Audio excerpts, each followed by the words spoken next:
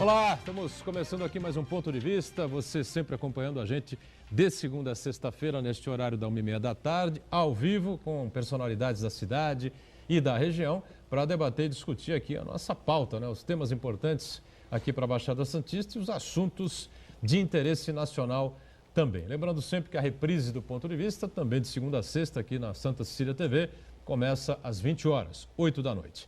Segurança Pública em pauta, discussão sempre importante aqui para a gente da cidade, para a gente da região e para o país também, já que os últimos relatórios que foram publicados aí assustam, não é? Arrepiam a todos nós que temos o mínimo de consciência, não é? E pensamos aí no bem-estar da sociedade de maneira geral, não só da região, como do país como um todo. Eduardo Veloso, jornalista, repórter policial de A Tribuna, experiente, extremamente respeitado aqui na cidade, em toda a região. Mais uma vez está com a gente aqui. Tudo bem, Veloso? Boa tarde, Boturão, Paulo de la Rosa, Joaquim Fernandes, Bárbara Camargo e a você, telespectador que nos assiste. Grande honra, mais uma vez, participar do Ponto de Vista. A gente que agradece a participação sempre importante do Veloso e lá na ponta o nosso Joaquim Fernandes, advogado, especialista na área criminal, mais uma vez colaborando conosco aqui. Joaquim, tudo bem? Tudo bem, Boturão, boa tarde, Veloso. Boa tarde, meu amigo também, Paulo de la Rosa, contemporâneo de faculdade, Bárbara e aos telespectadores. É sempre um prazer estar aqui nesse programa maravilhoso. E o nosso delegado poeta, Paulo de la Rosa, conosco aqui também em mais esta edição do Ponto de Vista. Tudo bem, poeta? Boa tarde, telespectadores. E quis o feliz destino que, para tratarmos de um assunto tão delicado como trataremos hoje, a mesa está composta por 4 corintianos e a quem eu saúdo com o maior carinho. A Bárbara, a nossa flor, o jornalista respeitadíssimo, nosso Veloso, meu querido amigo Joaquim Fernandes, um advogado brilhante, e o nosso intimorato jornalista, o Edgar Boturão. Lembrando, Boturão, que hoje é um dia muito importante. É o dia do Mundial do Doador de Sangue. Então, aquele que ainda não doou, pense com carinho nisso. Muita gente está precisando disso e é um gesto de amor e de civilidade. É verdade, sem dúvida nenhuma, né? Só lembrando a Paulo de la Rosa que quantidade não significa jamais qualidade, tá certo? Bárbara Camargo lá na ponta, também conosco, acompanhando as redes sociais e as nossas transmissões também, não é, Bárbara? Tudo bem? Tudo bom, Edgar? Boa tarde a todos. Boa tarde especial para você que está em casa, que já pode mandar seu comentário, sua pergunta pelo facebook.com/ponto de vista com Edgar Boturão ou pelo e-mail contato@pontodevista.tv.br. Para quem está assistindo a reprise também, uma boa noite. Muito bem, boa noite para você que está acompanhando a gente na reprise. Como eu digo todo dia, o assunto hoje é segurança pública, a política está envolvida mais do que nunca, não é? Assuntos diversos como ação social, educação, saúde, tudo isso está envolvido com a segurança pública envolvida com todos esses setores aí, né? Como se fosse discutir o braço do ser humano e não discutisse o corpo humano por inteiro, né? Não tem o menor cabimento, né? O braço sozinho não anda, não fala, enfim, não raciocina, enfim. E você que está aí acompanhando a gente no ao vivo, agora 1h30 da tarde, vai acompanhar a gente na reprise, está na reprise aí agora à noite, não é? Durante este período, claro, muitas e muitas coisas, tem um depoimento importante hoje, né? Eduardo Cunha, sobre a delação lá do Joesley Batista, está sendo ouvido neste momento. Você que está na reprise à noite, ele já foi ouvido, evidentemente, a não ser que tenha levado aí horas e mais horas, não acredito muito nisso também, né? E pode ter acontecido alguma bomba nova, a gente nunca sabe, né? Nesse período, entre as 2h30 da tarde, termina aqui o Ponto de Vista no ao vivo, e às 8 da noite que começa a nossa reprise, então fique atento aí. Cunha está depondo, né, de la Rosa, você comentou comigo, em Curitiba, mas o caso é a delação da JBS, né? Exatamente. É o inquérito que foi instaurado a partir das delações da JBS, tendo como personagem central o belo e fugidio Joesley Batista. E como está no Brasil, afirmando que não esteve nos Estados Unidos e sim na China, mas está de volta e parlapatão e falastrão, como disse o senhor presidente, ele continua falando para a felicidade da nação, no sentido de esclarecimento dos desmandos, das desgraças, dos descalabros que acontecem nos porões palacianos e para a preocupação e tristeza, não é, doutor Joaquim Fernandes, de vários dos tucanos e atucanados, porque agora parece que tucanos e PMDBistas estão montando um grupo só, os atucanados. Pois é, foi uma infeliz decisão do PSDB, né, profundamente lamentável. É pancada, porrada no PSDB o tempo todo, pelas redes sociais, os analistas políticos, todo mundo esperava uma outra decisão dos tucanos, enfim, isso aí vai dar uma meleca danada em 2018, tenho eu a impressão. Alguma coisa com relação ao depoimento do Cunha? Esperam alguma coisa aí? Eu acho que o Cunha, ele ainda não chegou no momento crítico para começar a abrir a boca. Você acha que ele tem alguma coisa a falar ainda com relação a essa situação? Eu acho que ele tem, eu acho que ele tem os bastidores, que é o que se comenta, porque ele tem uma relação, sempre teve uma relação muito próxima com a liderança do partido do PMDB, de tal sorte que ele pode ter, em relação a Michel Temer e outras pessoas coroadas do partido, as informações dos homens da mala, porque descobriu-se apenas um, o Loures. E os outros? Aqui, por exemplo, o Santos sabe que, tradicionalmente, o Temer era um cara que mandava no Porto de Santos. Quantas pessoas, quantas ligações o Temer tem com o Porto de Santos? Quantas pessoas trocaram vantagens, receberam vantagens? Então, eu acho que ele ainda tem coisa para falar assim. Eu acho que tem, olha... quando a gente imagina que a coisa está acabando, alguém traz um fato novo. Então, o porão palaciano, como refere o Della Rosa, eu acho que este porão palaciano, ele não tem 4 ou 5 andares, ele deve ter uns 40 andares para baixo. Que nós estamos chegando no 5º ou 6º. Até chegar ao fim, vai demorar. O fosso não tem fundo, o buraco não tem mais fundo. Realmente é impressionante. A roubalheira desenfreada, mas como eu disse ontem no programa aqui, segunda-feira no Roda Viva, havia lá um debate, uma discussão sobre a decisão do Tribunal Superior Eleitoral. E lá estava entre os convidados o Antônio Lavareda, que é um cientista político aí dos mais famosos, respeitados, e é mesmo extremamente inteligente, né? E ele fala muito, tudo que ele coloca de maneira fundamentada, e ele disse claramente, nós estamos exagerando um pouco, né? Tudo isso que está acontecendo no Brasil. Nosso sentimento é de exagero, porque o país está sendo passado a limpo e há uma crise econômica aí. Se não houvesse a crise econômica, não haveria essa repercussão toda, a gente não estaria se sentindo assim, tão por baixo, vamos dizer assim. Né? Porque na relação de 180 países, Veloso, realizado por, eu não vou me lembrar agora qual era a organização internacional, o Brasil está no meio da tabela ali, sabe? Não dá para ser campeão, mas também não vai ser rebaixado em relação ao nível de corrupção. A Rússia, por exemplo, e a China têm um nível de corrupção muitíssimo superior ao nosso.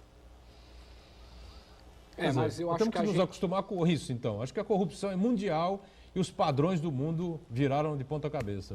Né? Mas eu acho que a gente não tem que ter esse tipo de estatística ruim, péssima, como parâmetro para a nossa realidade, né?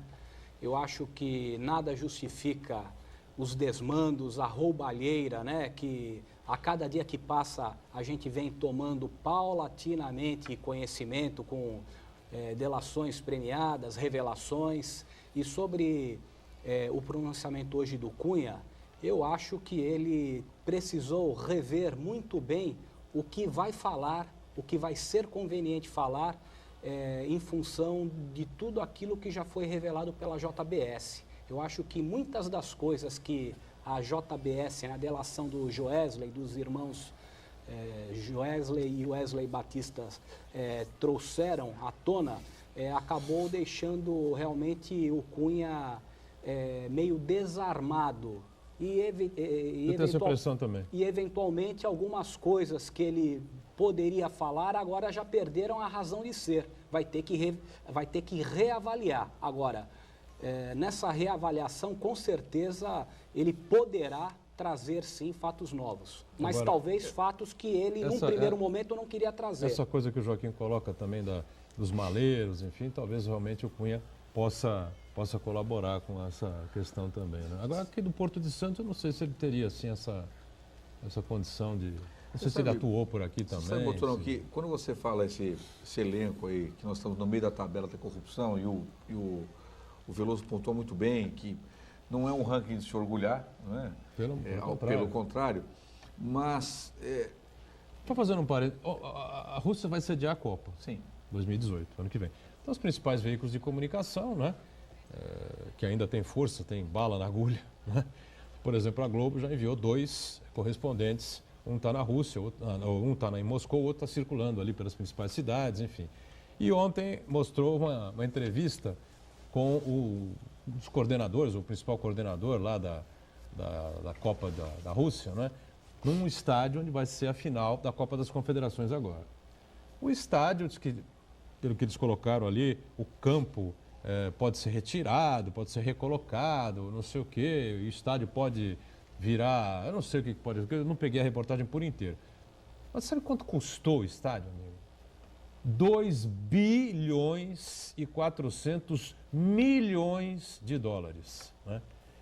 Se você fosse na Alemanha, na França, na Itália, na Inglaterra, você retiraria esses 2 bilhões de dólares, o estádio custaria 400 milhões. O que custou o estádio da Juventus de Turim? 400 milhões de dólares. 350 milhões de dólares aproximadamente.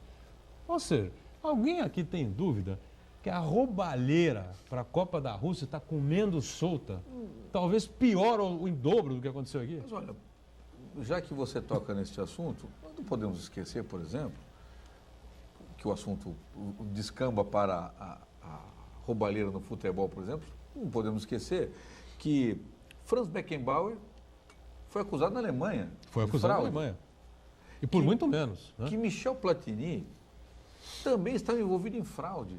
Da FIFA? Na FIFA. Então, assim, a corrupção, ela é mundial. O que eu diviso sempre inerente ao ser humano. A forma de combate à corrupção. O ponto fundamental é a forma de combate. Por que quando você vai falar de crime, e aqui nós temos 2 eméritos especialistas, nós temos um problema. O crime, ele aumenta porque, obviamente, entre outros fatores, as pessoas começam a perder o crédito à autoridade. O cara não acredita nem na autoridade policial e nem na autoridade judicial. Não vai ter punição. Então ele sabe que o que ele vai fazer, como vai se desenvolver, isso vai criando no cidadão um destemor. A sensação de que ele pode praticar qualquer ato, ou a punição será branda ou contornável. E pela primeira vez nós estamos vendo que os políticos podem ser punidos.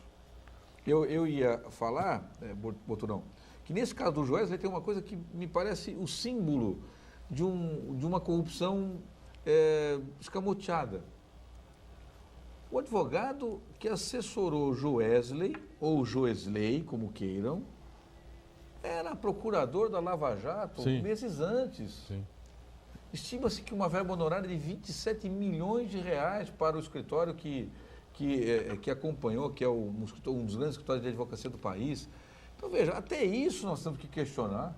Pode um procurador recém-saído da Lava Jato ir assessorar um sujeito que era investigado na mesma operação? Então, é difícil você acreditar no judiciário, é difícil você acreditar que tudo está funcionando perfeitamente. E o mais impressionante nisso tudo que você fala, Joaquim, é que, na realidade, o acordo de delação foi de uma benesse enorme para a JBS. E levando-se em conta que o advogado dos empresários saiu, né, do seio do Ministério Público Federal, aí que a coisa fica mais preocupante, né, para falar o mínimo. Mas eu ainda tenho dúvidas se a delação do Joesley, né, e do... Wesley. O Wesley fez uma Ricardo delação Saldi. menor, né? O outro, Ricardo Saldi, né? Que fala mais diretamente aqui da área portuária. Isso. Enfim, né? Cita a empresa aqui, a Rodrimar e tal, né? E o diretor da empresa. Se ele falou, a delação deles foi exatamente isso que nós temos, ou se ainda tem um monte de coisa reveladas por eles, com provas e tudo, que está aí nas mãos da Lava Jato e será colocado a público no momento que eles acharem adequado. Porque não é possível. Eu gostaria, de uma maneira ousada, me antepor um pouquinho às observações dos dois nobres advogados, o Eduardo e o Joaquim. A advocacia é a profissão escolhida para os não covardes. Os corajosos são os advogados. E aqui nós temos dois representantes de uma intrepidez, de uma altaneira absoluta. Mas eu sempre gosto de lembrar que, na minha humilde opinião, a delação premiada, ela não é um instrumento acusatório. Ela é um instrumento de defesa. Eu prefiro chamar até de colaboração premiada. Todos nós agora estamos tentando, todos que digo, a grande maioria, inclusive do mundo jurídico, desqualificar as delações premiadas. Vamos fazer apenas uma lembrança histórica. O senhor Marcelo Odebrecht, durante muito tempo, disse que não havia nada para dizer. Absolutamente nada. Se esquivando e afirmando categoricamente na imprensa e até mesmo nas barras dos tribunais que não havia nada de errado nessa relação espúria entre a empresa e o governo. Só depois que aquela funcionária foi apanhada com aquela lista de codinomes, mostrando a gravidade dessa relação indecorosa que há entre o empresariado brasileiro e o governo tupiniquim, é que ele resolveu colaborar com o único sentido patriótico, não, de se defender de uma sanção severíssima que viria. E a partir daí, descobriu-se a importância da delação premiada. Estão tentando, de toda forma, desqualificar a delação premiada. Há excessos na atividade do Ministério Público, há excessos na atividade da Polícia Federal, que os punam. Punam os agentes que cometeram os excessos. Em maneira nenhuma, sob nenhuma hipótese, vamos dilapidar esse patrimônio chamado delação premiada, ou como prefiro chamar, colaboração premiada. Por quê? Porque sem esse mecanismo, de maneira nenhuma, o país teria a oportunidade de visitar nem sequer, doutor Joaquim, o primeiro andar desse porão que o senhor citou. Eu termino já. Dos 15 andares que provavelmente o porão tem. Todos nós. Nós precisamos, sim, nos atermos à lei. Quaisquer excessos de qualquer autoridade, em qualquer segmento do Estado, há de ser apurado com rigor.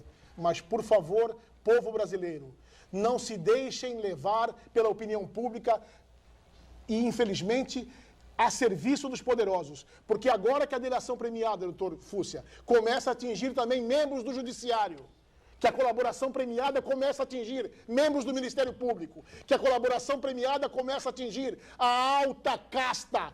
Eu prefiro falar casta para não dizer uma outra palavra muito parecida com casta, que comanda esse país, é que começam a avacalhar, a achincalhar, a apedrejar o Instituto. Quando nós precisamos, sim, doutor Joaquim, é botar na cadeia, trazer ao escárnio público os agentes, quer sejam eles políticos, empresários, delegados, povo, quem quer que seja, funcionário público, que macula a lei. Porque o Brasil não suporta mais esse tipo de república. República das bananas verdes e azuis, desse processo de atucanamento que está acontecendo nesse país. Olha, eu quase concordo. Quase concordo. Mas eu quero lembrar o seguinte, eu divido quanto à questão da delação premiada. É óbvio que a delação premiada é um instrumento importante e talvez, neste momento, serviu como um elemento indispensável para se chegar aos malfeitos. Tudo bem. Mas só que, e aí o Della Rosa vai lembrar bem disso, ao longo da história policial, por exemplo, nós saímos do revólver, não é? Avançamos para a pistola, aí de repente nós já estávamos, em determinado momento, a interceptação telefônica era a única arma que a polícia tinha, o Ministério Público tinham, para encontrar autores de crime. Hoje, é fácil você ter delação premiada. Nas condições em que ela está sendo oferecida, é um estímulo. Porque no momento em que eu quero que você delate alguém, colaborador ou delator, não importa o nome, e você dá a ele a possibilidade de ficar sempre fora da cadeia, preservando o seu patrimônio, eu acho que é ofensivo. Ao momento que eu passo a vida toda me aproveitando das benesses do serviço público, da corrupção. E aí, no último momento, bom, eu vou ficar preso. Ah, então, espera um pouquinho só. Preserva meus imóveis, me preserva um dinheiro, e eu vou ficar em casa, numa mansão, cumprindo a minha prisão domiciliar. Eu acho que isso ainda não chegamos a um ponto correto de você ter uma delação premiada. Você não pode ter um Joesley que dá aquilo que muita gente imaginava e dá um perdão absoluto para o sujeito. Os Estados Unidos, que é o maior precursor de delações premiadas, o sujeito vai ter que ficar preso. Filho, tudo bem, você vai delatar o Chiari, você vai delatar fulano, ciclano e beltrano. Tudo bem, mas 10 anos você vai ter que ficar preso, com a possibilidade de progressão do regime. Da forma como está sendo feito, quer-se simplesmente, vamos prender as pessoas, elas vão delatar e eu vou conseguir a prova que eu não consigo no processo comum. Essa é a questão. Eu também achei muito estranha essa coisa do Joesley, todos nós achamos estranho, mas eu tenho a impressão que a delação do Joesley tem 20, 30, 40 vezes mais a ser divulgado do que aquilo que nós sabemos até hoje. Vamos para o intervalo, voltamos já para falar de segurança pública, violência. O Dela Rosa tem mais detalhes aqui daqueles números que ele divulgou na semana passada, que são estarrecedores para todos nós, que se mata no Brasil é uma coisa simplesmente inacreditável. Já voltamos.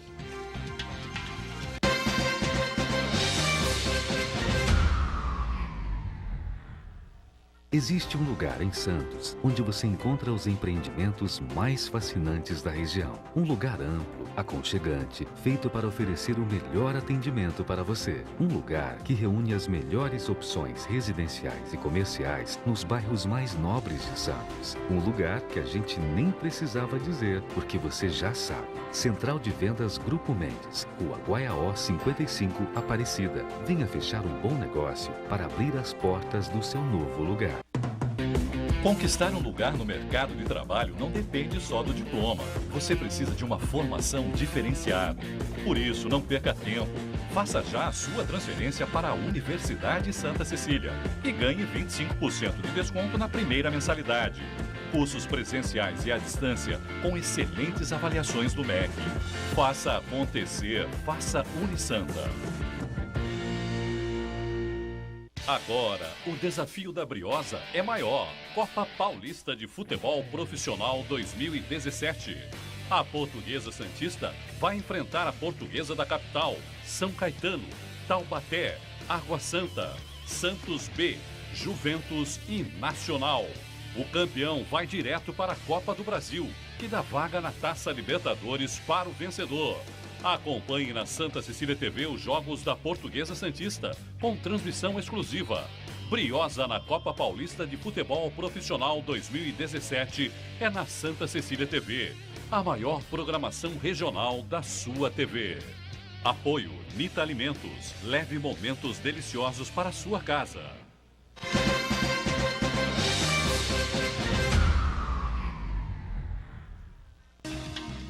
Sequência aqui do Ponto de Vista com o Eduardo Veloso, com o Joaquim Fernandes, o nosso delegado poeta, o Paulo Della Rosa, a Bárbara atenta aí às redes sociais, né?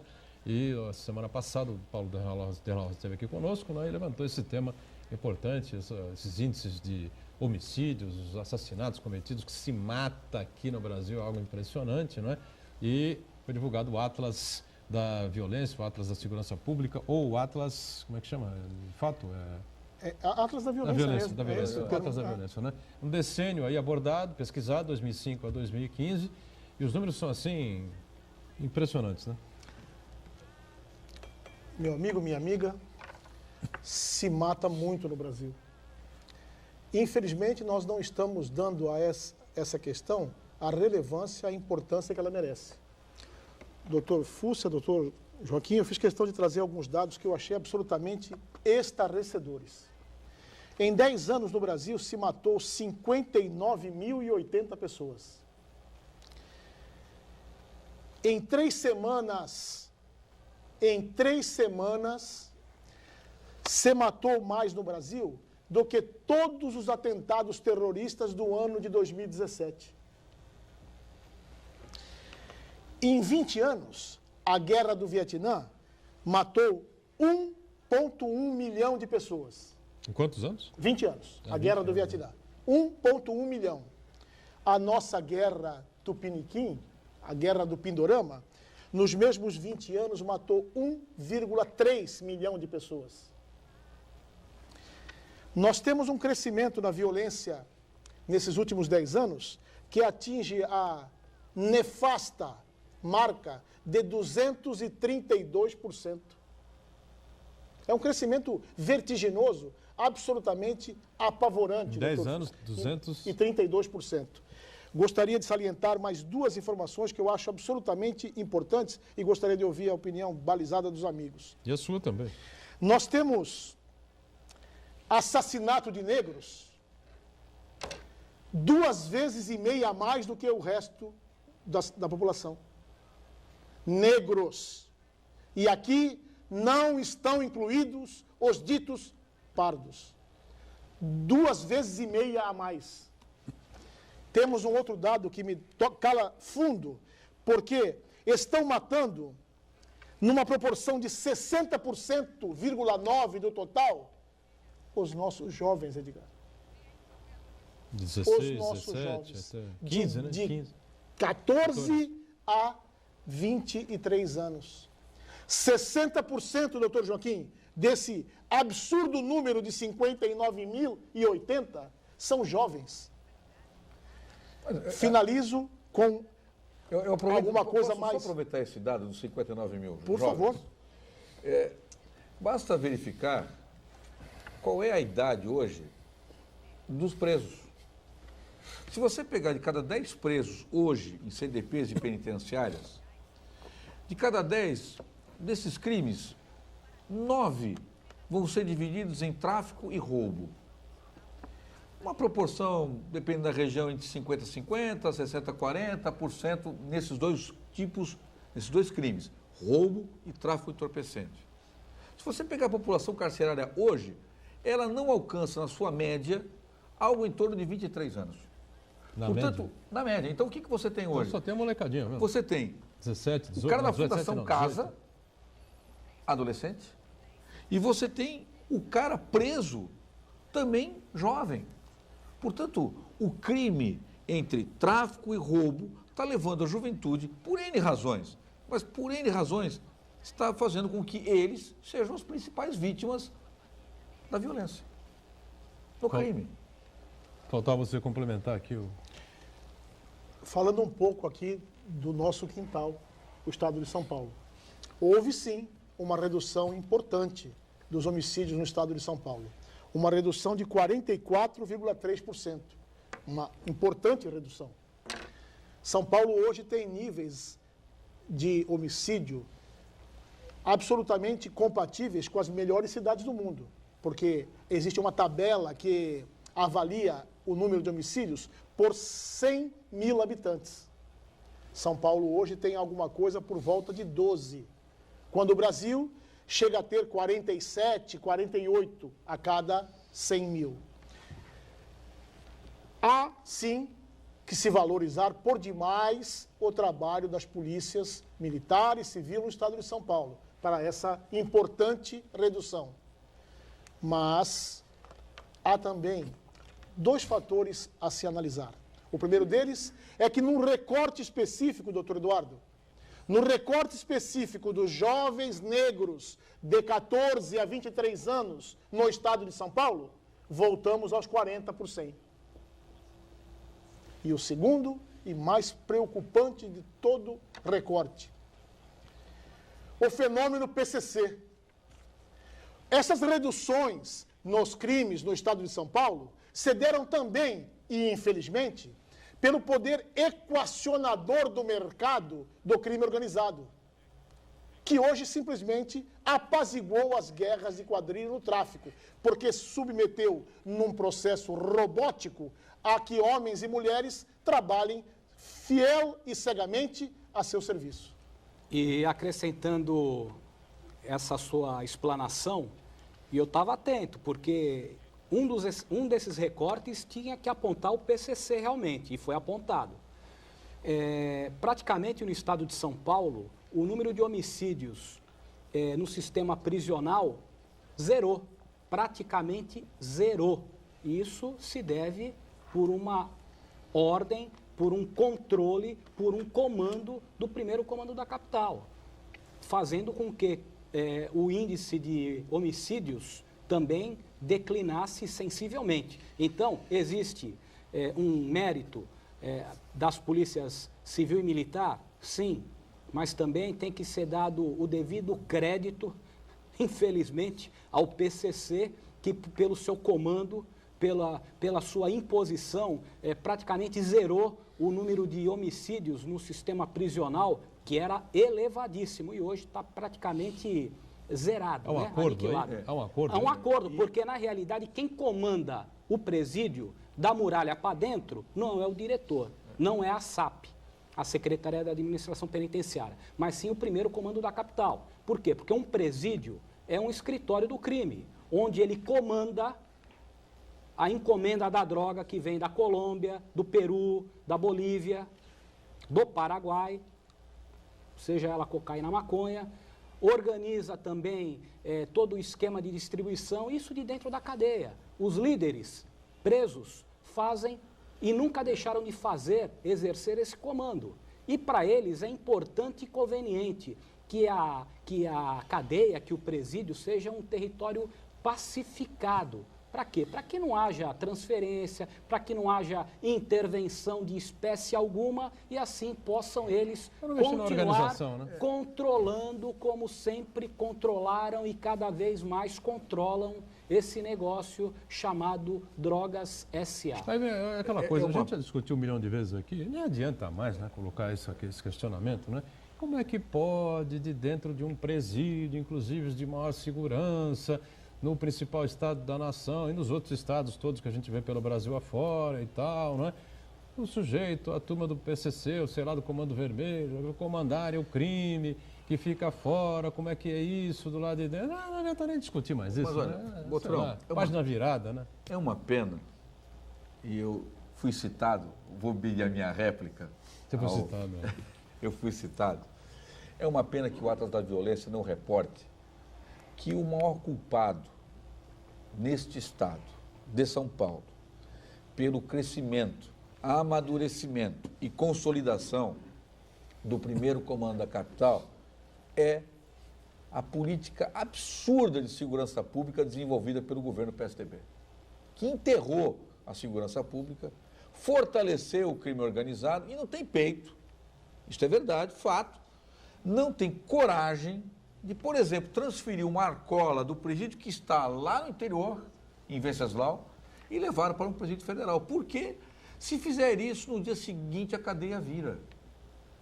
O Veloso falava aqui que o crime manda na cadeia e manda mesmo. Só para os telespectadores entenderem, quando eu, advogado, vou à cadeia para falar com um preso, há um lugar chamado parlatório. Neste parlatório, os senhores não acreditam, mas o que eu vou falar é a absoluta expressão da verdade. Alguém, eu me identifico, dou o nome do preso, vão lá, aí quando o preso está pronto, eu vou lá para falar com ele. Do lado interno da cadeia, atrás do vidro, fica um preso do primeiro comando da capital, acompanhando o que os presos falam comigo. É uma regra na cadeia. Se eu chegar na cadeia às 15 para as 5, fecha às 5 horas da tarde. Se eu chegar às 15 para as 5 para falar com o preso, eu vou ser atendido. Mas o preso vai ser interrogado pelo preso do partido chamado piloto ou um dos seus indicados para saber por que está indo conversar comigo naquele horário. Então, na verdade, o sistema penitenciário é uma falácia. O sistema penitenciário, a política de segurança pública não existe. Aqui nesse estado, nacional, ela é numeral. Não, mas isso não existe. Espalhado pelo Brasil inteiro. Não, mas o problema é que a gente está falando de São Paulo, moramos em São Paulo, estamos em São Paulo, e o PSDB, claro, evidentemente, claro, os governos do PSDB têm responsabilidade nisso, muito, não tem dúvida. Total. Porque uma grande responsabilidade. O Estado há 25 Eles desprestigiaram. Boturão, 25 anos, Boturão 24 anos, e Joaquim. Claro que tem. O Joaquim apontou uma questão aí o Joaquim apontou uma questão aí do governo PSDB, já há mais de 2 décadas no comando do Estado de São Paulo. Aqui no Estado de São Paulo a gente tinha um complexo chamado Carandiru, sim, que teve aquele problema fatídico do massacre. Mas naquela época havia um controle maior. Pré-PSDB. Havia um controle maior. A partir do momento que o governo do PSDB assumiu o governo do Estado, o PSDB assumiu o governo do Estado e passou a implementar a sua política penitenciária, ele disseminou o crime organizado para todo o Estado. Hoje temos cidades aí do interior com 50 mil habitantes, com 30 mil habitantes, que eram super pacatas e tranquilas. Elas já têm à sua volta um bolsão de miséria, favelas, tudo por conta da expansão penitenciária. Então ele colocou, a pretexto de extinguir aquela nódoa, né, na história, chamada Carandiru, ele Tem razão. plantou N carandirus em todo o estado de São Paulo. Ele ajudou a disseminar. Disseminou. E com isso contribuiu para o intercâmbio. Não tem o intercâmbio de jovens? O brasileiro vai lá com a família australiana e vice-versa, coisa e tal. Agora não, já há um bom tempo, o que acontece no estado de São Paulo é o criminoso de Santos ter o contato com o criminoso de Campinas, que tem o contato com o criminoso de Ribeirão Preto, com o de Presidente Prudente, com o de Andradina, e veja bem, isso daí acabou disseminando.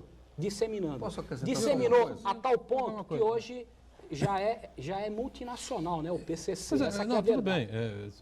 Claro, eu já disse aqui, os governos do PSDB têm, claro, culpa e parcela de culpa nessa situação toda que está colocada aí. Mas é só isso. Os governos do PSDB quebraram a polícia, quebraram a segurança pública, desmontaram a segurança pública. Desmontaram. E é tudo dito em todas as eleições e reeleições e eles ganham o governo do São Paulo há 20, desde Covas em 94. É isso aí. Pô, mas como? Mas então sabe todo por mundo quê? é cego? O povo é iludido, o povo não entende o que acontece. O Estado de São Paulo são 30, 40 milhões de habitantes que não tem cérebro, que não raciocinam, que não pensam, que não enxergam. Veja, eu tenho essa curiosidade aqui. Eu tenho uma... Porque no programa anterior aqui na casa, tinha alguns convidados que o Della Rosa lembra bem, que ripavam o governador de São Paulo. Ripavam que tal, que a Baixada Santista é culpa do PSDB, o governador e tal, que não faz nada, promessa. Ele teve 70% dos votos na região metropolitana da Baixada Santista. 70%. Então somos todos loucos. Não, você sabe o que eu acho? Acho que... Não, eu acho que parte vocês têm razão, claro, é verdade. Agora, eu acho que há um outro componente, além dessa coisa toda, da maneira como o PSDB leva a segurança pública, que fez crescer a grife do criminosa no Estado e levou para o país inteiro, enfim, entendeu? Primeiro o PSDB sempre negou, o governo paulista sempre negou, até onde deu, que não existia o primeiro comando da capital. Tinha um secretário de Segurança Pública, Antônio Ferreira Pinto, que falou que o PCC não existia, era uma meia dúzia de seis. Era uma meia dúzia de seis. Mas em 2006, quando o governador era o Cláudio Lembo, não o tão Estado antigo. parou, você lembra Sim, disso? sim. Foi em maio, né? Sim. 2006. Isso. Lembra a data, não? Não lembro, Maio de mas... 2006. Maio de 2006. O Estado parou, né? O PCC assim, implantou o terror e todo mundo foi para casa. Foi uma coisa assim, cinematográfica, né? O PSDB, ele assentou no Estado uma posição de que eram as pessoas mais corretas, mais bem intencionadas, mais maravilhosas, mais sensacionais. E havia naturalmente uma rejeição, por exemplo, ao Partido dos Trabalhadores no Estado. O Partido dos Trabalhadores no Estado tinha dificuldades. Enquanto que na capital podia ganhar, em outros municípios importantes no Estado podia ganhar, mas a população do Estado de São Paulo ainda era completamente tucana. A população tucana? A população pensava como o tucano.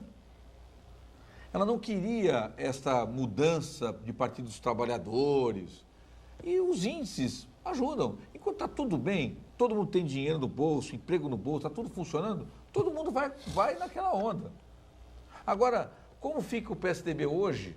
Você vê que os principais líderes, nosso governador do Estado, o governador do maior Estado da Federação, do mais importante Estado da Federação, não abre a boca para liderar uma revolução política no Brasil.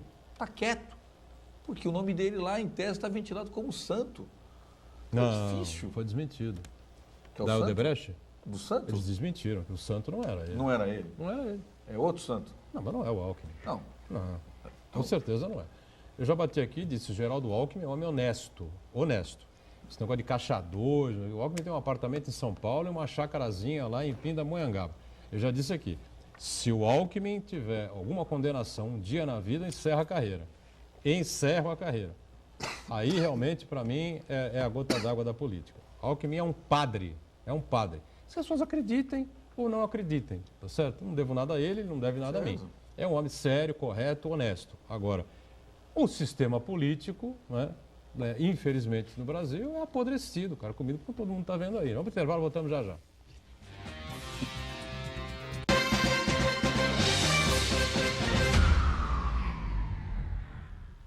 Existe um lugar em Santos onde você encontra os empreendimentos mais fascinantes da região. Um lugar amplo, aconchegante, feito para oferecer o melhor atendimento para você. Um lugar que reúne as melhores opções residenciais e comerciais nos bairros mais nobres de Santos. Um lugar que a gente nem precisava dizer, porque você já sabe. Central de Vendas Grupo Mendes, Rua Guaiaó 55, Aparecida. Venha fechar um bom negócio para abrir as portas do seu novo lugar. Aqui é Mariana Leão e eu quero te dizer que eu já assisti algumas previsões feitas por você. De fato, você é uma pessoa muito mística e tem um dom especial. Quero continuar te assistindo, ainda mais agora, né? Com um programa novo na TV Santa Cecília. Então, olha, meu querido, boa sorte para você. Quero te assistir. Sucesso. Beijo. Programa O Guru, com Robério de Ogum. Entrevistas, curiosidades, eventos, personalidades.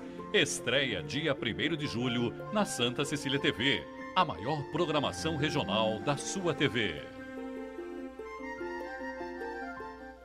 Sexta-feira, 16 de junho, direto do estádio Eurico Mussa, o jogo beneficente Amigos do Narciso e Léo contra os amigos do Gabigol e Bruno César. Ao vivo e com exclusividade, esse jogão com vários craques e artistas. A entrada é 1 quilo de alimento não perecível para ajudar diversas entidades assistenciais. Sexta, 3 da tarde, na Santa Cecília TV. A maior programação regional da sua TV. Apoio Rede Gol Soccer System. Aqui nasce uma nova relação com o torcedor. E Estação do Bebê, Carvalho de Mendonça 251.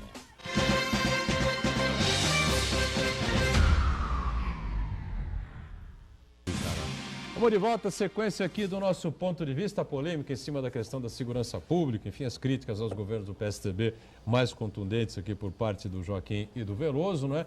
E um operador aqui da área, muitos e muitos anos comandando aí diligências, enfim, né, como delegado, o nosso delegado Poeta, e também opina, evidentemente, depois de trazer para nós esses números terríveis e contundentes sobre assassinatos, homicídios que estão acontecendo no Brasil nessa década que vai de 2005 a 2015. Diga, Paulo de la Rosa.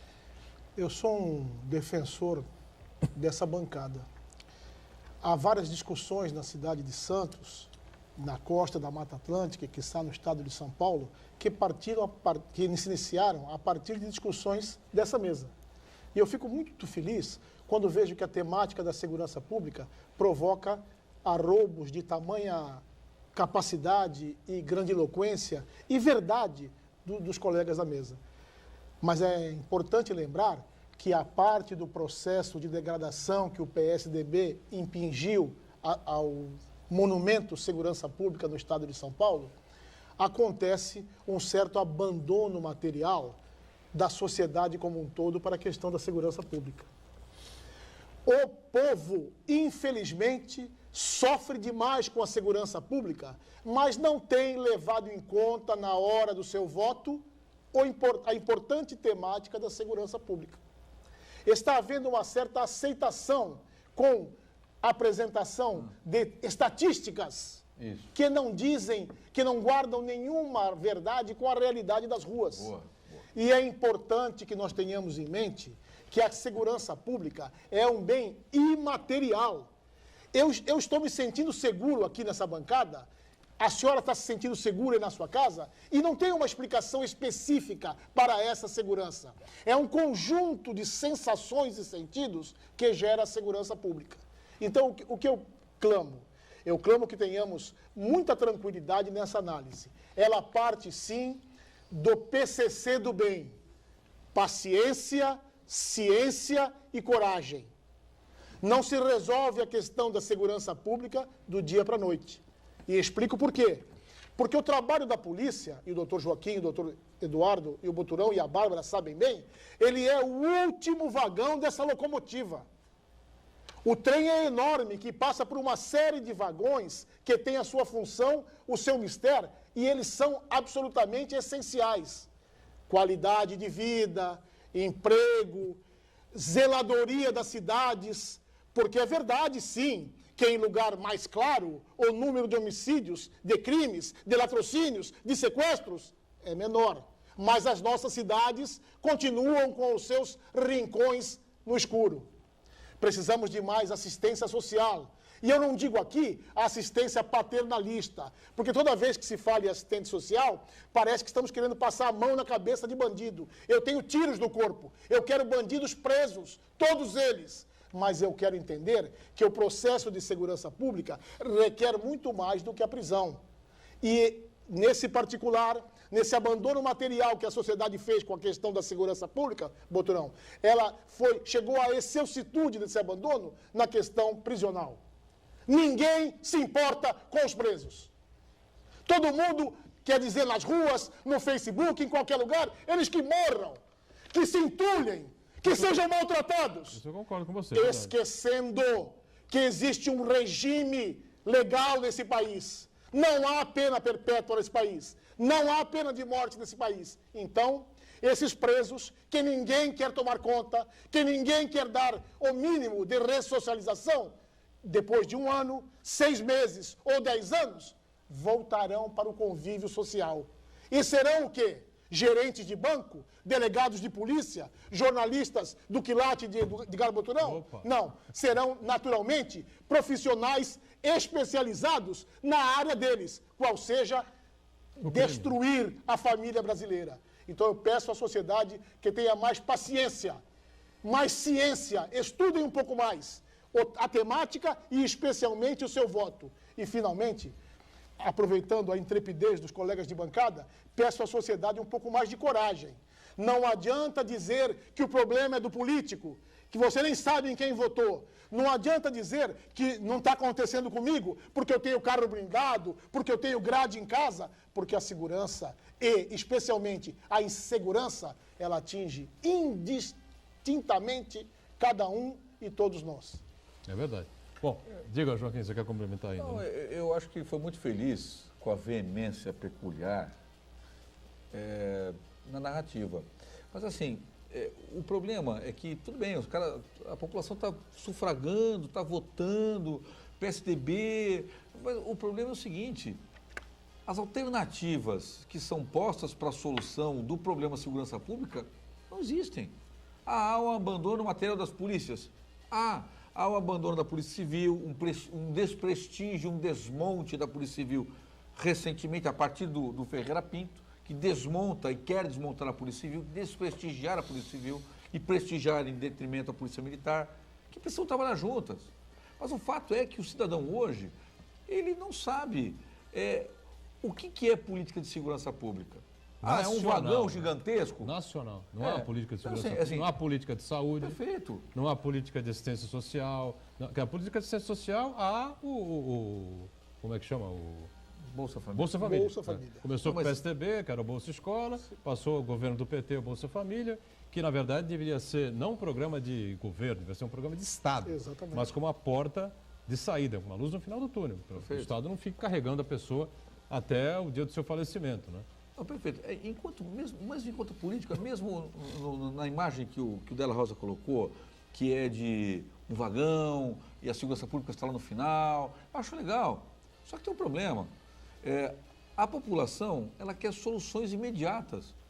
Talvez com todo esse aspecto de lava-jato, de delações, a forma das pessoas encararem os políticos certamente vai mudar. Certamente, talvez, espero eu, vai trazer qualidade no voto. Mas a gente também precisa acreditar que os políticos, que o governo, que o secretário, que o comandante, que o delegado-geral deem a sua contribuição à população. Mostrem para a população que apesar dos políticos, que apesar disso ou daquilo, existe uma segurança pública andando, não é só número, como bem falou o Della Rosa. O PSDB adora número, adora estatística, adora nominar. Você acha que uma política de segurança pública mal conduzida, como vocês estão colocando aqui, e que quebrou aí as polícias do Estado de São Paulo, enfim, que facilitou a criação e o funcionamento e a proliferação da grife do crime aqui em São Paulo, enfim, pode enganar o eleitor durante 25 anos, companheiros? Eu não entendo isso. Eu não acho enganar, mas acomodar. Então, eu vejo assim, há regiões do Estado de São Paulo, né, onde o crime incomoda mais, onde a situação econômica não é lá tão boa, não é? Só que 60%, 70% do Estado de São Paulo, das regiões do Estado de São Paulo, das regiões metropolitanas, enfim, constituídas ou não, né, pelo Estado afora, região de Sorocaba, região de Campinas, região de São José dos Rio Preto, região de Ribeirão Preto, região de São José dos Campos, região de Marília, e por aí vai. O Estado, para falar o português que a molecada gosta de usar, o Estado de São Paulo bomba, tá certo? Seria um dos 4, 5 países mais importantes do mundo, o Estado de São Paulo. Então, sabe, tá tudo bem. Ué, em determinadas outras regiões do Estado, a situação econômica não vai muito bem. A Baixada Santista, nós temos problemas seríssimos, apesar de termos aqui o nosso porto, enfim, não é? Nós temos um drama aqui financeiro, dificuldade aqui, especialmente algumas cidades aqui nossas, enfim, que andam com problemas seríssimos. Eu entendo mais ou menos essa situação, vai nessa linha, na minha opinião. Doutor, mas posso te colocar uma questão? Talvez na imagem, especialmente do governador Geraldo Alckmin, e a ausência de adversário. Os grandes adversários políticos para uma eleição contra o Geraldo Alckmin, contra o Covas, quem foram? Sim, então, a exceção da primeira, a exceção da primeira, mas assim, de peso, o cara que vai, né? Não, assim, o cara que vai, aquele sujeito que vai para a eleição polarizando, destruído. Não, então, Covas assim, e Maluf em 98 foi o grande embate depois dos daí, últimos... Depois que nós tivemos o PSDB no Estado nadando de braçada. Eu acho que é muito mais... O Alckmin genuíno. Eu acho que é muito mais por falta de adversário, do que das qualidades absolutamente inatacáveis em segurança pública, em saúde, em educação, que quando você vê, nós estamos do mesmo jeito. Porque nós estamos falando do Estado de São Paulo, gente. Sim. Nós estamos aqui no estado mais evoluído do país, onde a educação tem mais nível, os índices sociais são os melhores, os investimentos são os melhores, tem as obras mais importantes e por aí vai, tá certo? Você não está falando do Piauí, nem do Maranhão, onde a família Sarney dominou até, sei lá, durante 30, 40 anos, né? Ou mais até, da família Sarney. Perderam uma eleição, aí mudaram. Revogaram lá, disseram que o cara roubou, enfim, o governador para a Rosiana voltar. Aquela que tinha ficado em segunda voltou e resumiu. Até isso aconteceu. Tem o Piauí, tem o Maranhão, aí tem o Sergipe, com todo respeito ao povo sergipano, maranhense, o pessoal do Piauí, enfim, mas são estados... Um estado pequeno. Não é? Estados pequenos têm uma dificuldade enorme, tá certo? Então, um partido que tivesse essa possibilidade de fazer o domínio... Mas no estado de São Paulo, não existe essa possibilidade. Não tem voto de cabresto em São Paulo, pô. E eles estão aí repicando há 20 e Covas ganhou em 94. Isso. 23 anos para 24 anos. Mas tem a repetição da mesma prática que ocorre lá no Piauí pelo eleitorado aqui da nossa cidade de Santos, do estado de São Paulo e do Brasil todo. Um afastamento da população das questões políticas. Isso existe. E os personagens políticos de Santos e lá do Piauí praticando o adesismo barato. Os projetos políticos da nossa cidade, do nosso país, eles não são projetos mudança, são projetos vitória. Não importa quem seja o candidato que tem chances. João, Maria, Antônio. Não importa a qualidade moral ou a competência profissional desse candidato. Se ele for tido e havido como vencedor, todos os personagens políticos que orbitam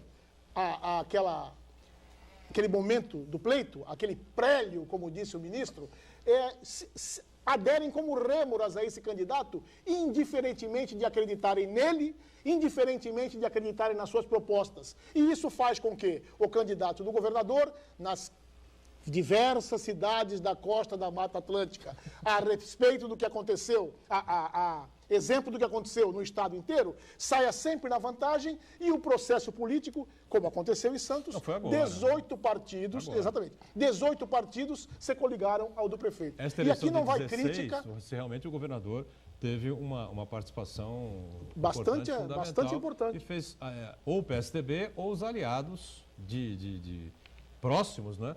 Em todas as cidades da Baixada Santista. São 9 cidades onde não está o PSDB, está um aliado próximo, né? O PMDB em São Vicente, cujo o PSB Pedro no Guarujá. Gouveia é aliado, e o PSB em Guarujá também, que é um aliado do governador. Isso significa que o governador do estado de São Paulo tem uma aprovação quase que total na não região tem- metropolitana. Mas é curioso que ele não Companheiros. tem Eu- a eu- liderança necessária, porque ele seria o cara que tem. Você e o Della Rosa falam com muita precisão, mas ele tem nas mãos, então, a condição mais importante no dia de hoje para se levantar e conduzir a nação a um novo caminho. Mas ele não, ele está acovardado, está quietinho, Ele é quietinho, pré-candidato, quietinho, né, quietinho. ô Joaquim? Não, veja, Agora- uma coisa é ele ser pré-candidato. Conduzir a nação... Não, veja, Boturão, uma coisa é ele ser pré-candidato, a outra coisa é ele ser um líder. O sujeito que está na forma como está, na forma como você descreve, na forma como montou o seu jogo político, ele é um líder. Como líder, num momento crítico do país, por que já o Temer não cai? Não cai porque não tem, nem indiretamente tem alguém para assumir. Nem indiretamente nós temos alguém que pode chegar e falar assim, não, é comigo, a partir de hoje eu vou me candidatar. Nem isso a gente tem. Uma situação realmente confusa, estranha, né, que nós estamos vivendo nos últimos tempos, né? O PT rachou o Brasil, né? Nós contra eles, norte contra sul, pobres contra ricos, enfim, né? Aécio contra Dilma, nós estamos vendo que é tudo igual? Aécio contra Dilma, eu não canso de repetir aqui, né? A avaliação do comentarista econômico, um dos comentaristas econômicos da Globo News, o João Borges, dizendo que realmente na eleição do segundo turno de 2014 o Brasil realmente não tinha chance, né? Dilma Temer de um lado, Aécio do outro, vejam que podia Nessa acontecer, luta, né? mortadela e coxinha, a sociedade ficou meio a meio, mortinha. Mortinha, né? Saiu bem, viu, Della Rosa, para variar um pouco, né? Veloso, e aí, para a gente fechar? É o caso escabroso aí que a gente está... Eu concordo, só para dar um fecho aí no que o Joaquim falou, realmente o governador Geraldo Alckmin, como governador do principal estado da federação, num momento tão crítico da nação, né, ele deveria ter uma voz mais altiva, atuante, e está acovardado. E o significado da reeleição dele, para mim, representa uma hegemonia em termos de votos. Aquela adesão que muito bem explicou o Della Rosa em torno de um projeto de vitória. Isso mesmo. O que não significa Muito necessariamente que seja o melhor. Longe disso. Bem, não é o melhor, mas veja, é inacreditável que o povo paulino, não estamos falando do povo do Piauí. Posso não estamos acrescentar falando um negócio do povo lá mais? do fim do mundo, Posso de acrescentar? Uganda, de Zâmbia. Nós estamos falando do eleitorado do estado de São Paulo, gente. Você retira o estado de São Paulo do mapa do Brasil, você tem um dos maiores países do mundo economicamente, uma das maiores metrópoles do mundo, que é a Grande São Paulo. Quer dizer, este eleitor, então, se deixa levar por esse caminho que vocês estão colocando aqui. Isso que eu acho impossível de Pior é que acreditar. é, eu só acrescentaria Portanto, na o Estado de São análise, Paulo vai bem e para o eleitor paulista, o PSDB é o melhor caminho. naquilo que Isso é indiscutível. naquilo que o Paulo Della Rosa, você e Veloso falaram, eu só acrescentaria uma coisinha. O eleitor brasileiro, ele não gosta de ouvir verdades. Porque se o cara assumisse o governo e falasse assim, olha, o Estado está quebrado, ou o município está quebrado, ou o Brasil está quebrado, ninguém Mário vota Covas nele. fez isso em 95. Pô. Ninguém vota nele. Pegou o Estado e falou, quebraram o Estado. Me tomaram o Banespa, um dia antes, no dia 31 de dezembro de 1994, Pedro Malan, que era presidente do Banco Central, tomou o Banespa do governo do Estado, que era do Fleury, né? Isso. E no dia seguinte seria do Covas. Ele teve que governar com a Caixa, né? E governou. Bom, gente, Veloso, obrigado mais uma vez por estar conosco. O debate foi importante. Eu que agradeço e estamos sempre de pé e à ordem. Em pé à ordem, tá certo. Do meio-dia à meia-noite. Obrigado ao nosso Muito obrigado. Joaquim Fernandes, sempre Prazer. importante estar conosco, Paulo Della Rosa. também do nosso time, e a Bárbara acompanhando aí as redes sociais. Segunda a sexta-feira você acompanha a gente ao vivo, 1h30 da tarde, reprise às 8 da noite. Amanhã um programa gravado, não é? Falando sobre questões importantes, o mundo animal, enfim, Filete Furtado aqui com a gente. E na sexta-feira, o Dr. Marcos Caseiro, também gravado, dando informações importantes aí sobre saúde, sobre novidades na área que envolve aí doenças infecto-contagiosas, especialmente AIDS e outras questões importantes. Ao vivo, voltamos na próxima segunda-feira. Bom feriado. Tchau.